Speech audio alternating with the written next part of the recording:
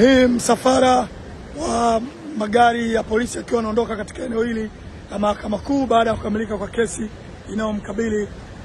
Mheshimiwa Tundu Lissu, ambapo sasa magari haya yanaondoka yakiwa bila shaka yanaelekea ambapo inabidi aende akapumzike mahabusu huko ambapo amekuwa akiendelea kuona shughuli zake. Ni baada ya kesi kuahirishwa hapa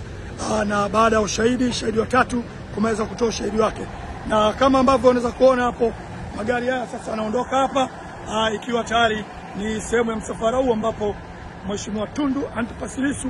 yupo katika eneo hili tayari kwa ajili ya kuelekea gerezani, ambapo huko ndipo ambapo amekuwepo kwa muda mrefu wakati jambo hili linaendelea. Ni kesi ambayo kwa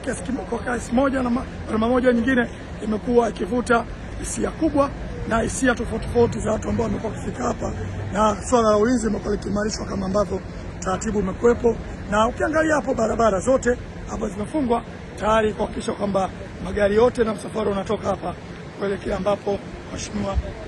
Lissu anapoenda kukaa tayari kwa ajili ya kusubiri taratibu zingine za kimahakama ambazo kesho zinaendelea. Na kwa mujibu wa taarifa ambayo imetolewa ni kwamba